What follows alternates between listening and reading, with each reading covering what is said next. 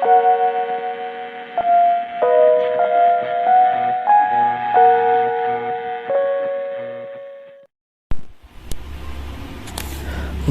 assalamualaikum warahmatullahi wabarakatuh.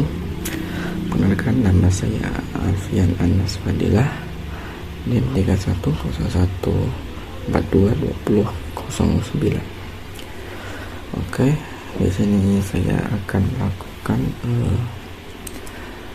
hasil dari penelitian tentang kendala dalam pembelajaran sejarah di sekolah, terutama di SMA Negeri 1 Ampel, Boyolali. Oke, langsung saja kita masuk ke materinya. Tapi sebelum kita masuk ke inti materi, saya ingin melakukan tentang pengenalan apa itu penelitian pembelajaran sejarah. Menurut Widja Sutrisno 2011-250, pembelajaran sejarah adalah perpaduan antara aktivitas belajar dan mengajar yang di dalamnya mempelajari tentang peristiwa masa lampau yang erat dengan kaitannya dengan masa kini. Dari pendapat yang ada dapat disimpulkan bahwa pembelajaran sejarah adalah proses belajar yang ada dalam sebuah lingkungan yang mempelajari kejadian-kejadian masa lampau yang dipelajari di masa kini sebagai pedoman untuk melangkah ke depan. Nah, dari buktian pembelajaran sejarah ini yang saya tangkap itu adalah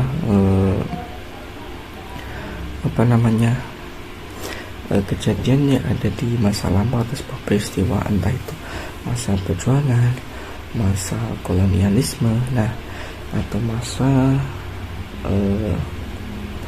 tentang sebuah revolusi yang ada seperti revolusi Prancis, revolusi Amerika. Itu adalah sebuah kejadian, dan kejadian itu bisa kita ambil pembelajarannya. Misal jadi masa lalu itu kita bisa mengambil hasil positifnya dan untuk meminimalisir resiko yang bisa mengancam keberlangsungan hidup manusia di masa depan. Nah, kemudian kita masuk ke fungsi pembelajaran sejarah. Yang pertama adalah membangkitkan perhatian peserta minat kepada sejarah masyarakat sebagai satu kesatuan komunitas.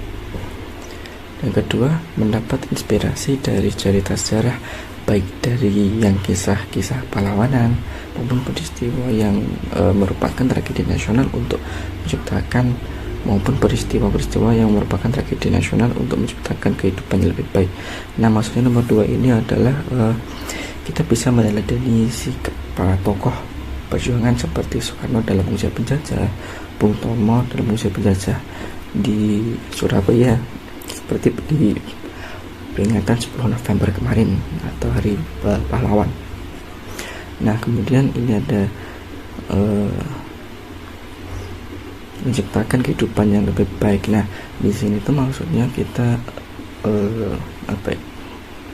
dari masa lampau itu, kejadian yang buruk itu bisa kita ambil hasil positifnya, lalu kita bisa menerapkan dengan hal yang lebih baik di masa depan. Misalnya lihat tragedi Chernobyl kan, itu lihat kekurangan di tragedi Chernobyl kan, itu benar-benar parah itu kan. Bagaimana itu kejadian pembangkit listrik tenaga nuklir benar-benar meledak dan menghancurkan sebagian kota di pinggiran kota Chernobyl. Dan dari kejadian itu kita bisa lihat dalam penerapan tentang keamanan, keamanan tentang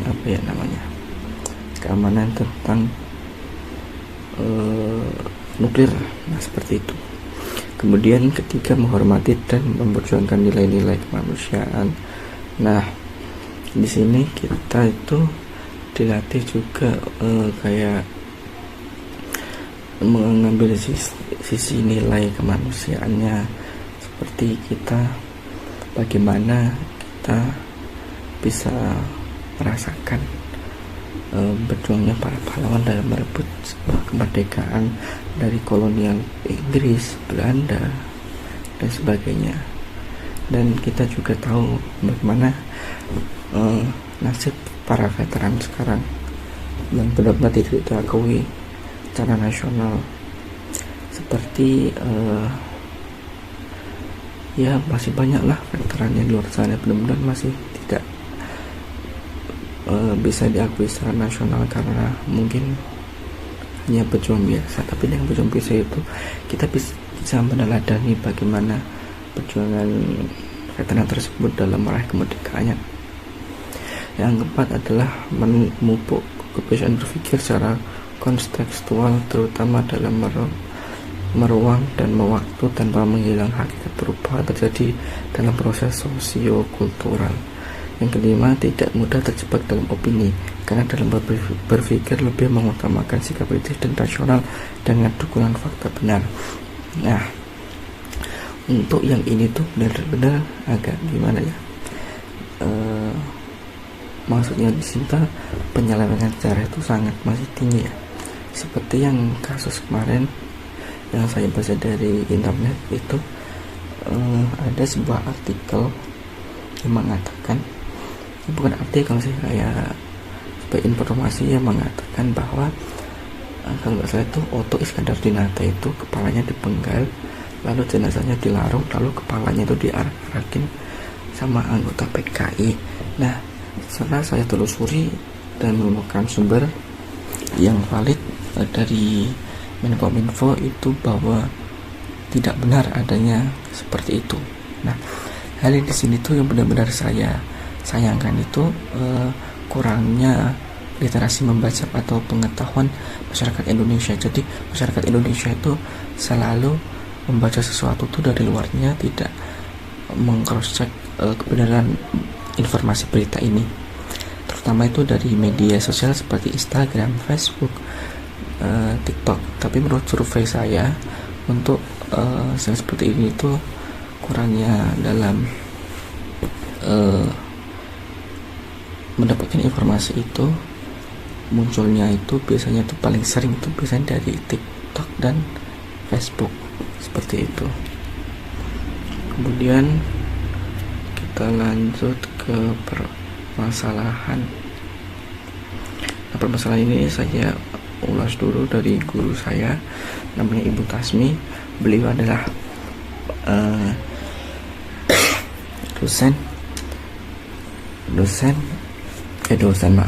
guru mata pelajaran sejarah Indonesia dan sejarah Peminatan.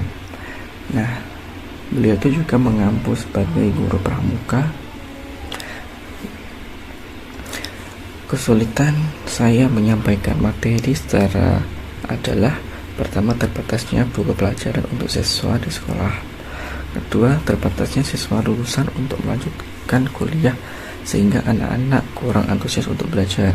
Ketiga, terbatasnya tenaga pengajar di sekolah untuk matkul sejarah karena adanya pembatas penerimaan guru sejarah untuk SMA, baik itu PNS maupun GTT atau guru tidak tetap. Nah, tapi ini tuh apa ya, yang masih banyak di kendali sekolah tuh di SMA Negeri 1 Ambal itu yang nomor 3, yang paling benar-benar menurut saya itu udah mulai parah gitu. Karena yang saya rasakan itu di sini guru sejarah itu gimana ya, di SMA aku itu sibuk dan selalu masih dalam tugas lain. Nah, itu jadi guru sejarah di SMA Negeri 1 Ambel itu lebih banyak tugas panggilan, kayak misal ada tamu dari kabupaten, terus dari Kemendikbud dan masih banyak sebagainya. Nah, dengan itu juga lalu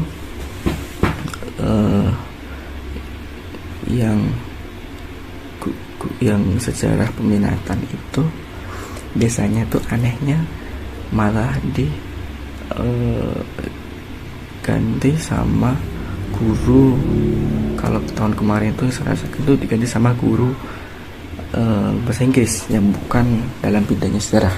Jadi cara penyampaian materinya itu hanya terpaku pada buku dan mencatat, tidak dengan penjabaran, dengan penjelasannya yang jelas. Jadi kemarin tahun ini saya rasakan itu benar-benar saya tidak paham bagaimana cara mengajar guru tersebut, karena ya hanya terpaku pada buku membaca, tetapi tidak dengan guru sejarah. Kemarin saya rasakan itu disuruh membuat kayak artikel gitu tentang, misalnya kemarin itu terakhir itu artikel tentang ASEAN seperti itu. Kemudian permasalahan kedua dari murid kelas 12, masalahnya yaitu dari Galang Ridho, murid kelas 12 IPS 1. Masalahnya adalah penyampaiannya seru, kadang juga nggak bikin sepanteng, tapi kekurangannya ada sedikit, yaitu pas penyampaian materi kita nggak dikasih detail dari suatu sejarah, malahan terlihat diabaikan kekurangannya itu. Contohnya kalau mempelajari sejarah Perang Dunia Kedua, kita cuma dapat materi yang menurutku kurang menarik, jadi siswa males dengarnya, padahal kalau guru menjelaskan secara detail itu bisa menjadi seru. Kita baca sejarah tapi guru nggak menjelaskan kelengkapannya, justru malah disuruh belajar sendiri. Itu yang kekurangan guru sejarah saat ini. Nah, jadi permasalahan ini juga hampir mirip dengan yang saya rasakan waktu duduk di bangku SMA. Di sini gimana ya, kita itu hanya terpaku pada buku, lalu kita disuruh mencari artikel, lalu kita buat artikelnya telah dikumpulkan ke guru sejarah. Nah, di sini tuh kita kurangnya itu kayak guru terlalu terpaku pada buku.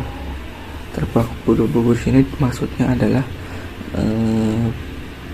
penjabaran atau penjelasannya itu masih pada buku, tidak pada sumber buku yang lain gitu loh. Terus yang ini kelengkapan justru malah disuruh belajar. Nah, ini kita itu disuruh belajar sendiri, tapi terkadang masih ditentukan harus belajar di buku ini atau buku itu gitu. Dan di sini juga dari sepaku itu juga tidak ada fasilitas kayak lab sejarah. Nah, padahal lab sejarah itu penting bagi siswa, terutama yang berminat untuk melanjutkan sejarah. Karena dengan lab itu kita bisa melakukan sebuah penelitian. Nah, tapi di penelitian itu ada di SMA aku ada ekstrakurikuler yang mewadahi, yaitu KIR atau kegiatan kayak remaja gitu untuk mengembangkan dirinya. Yang tahun kemarin itu saya ikuti itu adalah KIR tentang candi ya, candi, dan saya membuat candi tentang penelitian tentang Candi Ngelero yang ada di Kabupaten Semarang. Tetapi hasil penelitian yang saya lakukan dengan teman-teman itu saya tidak jadi melanjutkannya, karena saya putus asa di tengah jalan, karena saya merasa kayak kurangnya adanya dampingan dari guru-guru dan adanya niat. Kemudian solusi penyelesaian masalah.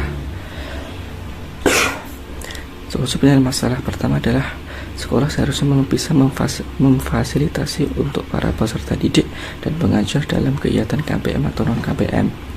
Nah, untuk kegiatan KBM, sekolah harus memfasilitasi adanya lab atau alat raga tentang sejarah. Itu waktu kegiatan KBM. Untuk non KBM, lab sejarah bisa dikunjungi siswa. Untuk siswa itu belajar mengembangkan diri masing-masing. Misal di lab sejarah itu kita siap di sekolah itu disiapkan kayak replika candi atau replika tentang manusia purba dan begitu seterusnya. Dan dari situ yang non KBM, siswa bisa seperti melakukan penelitian penelitiannya itu tidak terikat. Jadi penelitiannya itu muncul dari dirinya sendiri, lalu siswa dari hasil penelitiannya diri sendiri itu siswa bisa melakukan kayak penyusunan sebuah makalah. Lalu makalahnya itu mungkin dia bisa diajukan ke anak kir atau apa untuk pengajuan lomba sejarah tingkat kabupaten, kota atau provinsi nasional. Itu sama kayak isai gitu kurang lebih. Kemudian dua, terbatasnya tenaga didik dalam bidang mapel sejarah. Nah, ini di SMA aku itu tenaga didik di bidang sejarah itu benar-benar terbatas. Soalnya sejarah peminatan terus sejarah Indonesia itu gurunya itu terkadang benar-benar beda. Nah, jadi di SMA aku itu guru sejarah itu cuma satu orang, dan beliau juga sudah sepuh dan juga hampir pensiun lah, lebih seperti itu. Nah, alasan saya menjadi guru sejarah karena saya merasa di SMA itu benar-benar kekurangan tenaga didik dalam sejarah, dan saya merasa terpanggil untuk menjadi tenaga didik di SMA Satu Ambal atau SMA saya sendiri. Nah, terbatasnya guru atau tenaga didik sejarah di SMA Negeri Satu Ambal ini sampai-sampai menjadikan guru bahasa Inggris atau guru sastra Inggris itu menjadi guru sejarah peminatan. Jadi dalam penyampaiannya kita hanya disuruh membaca, menulis, mencatat, mengerjakan soal, dan begitu seterusnya, sehingga anak tenaga didik itu benar-benar tidak paham apa yang disampaikan oleh tenaga didik.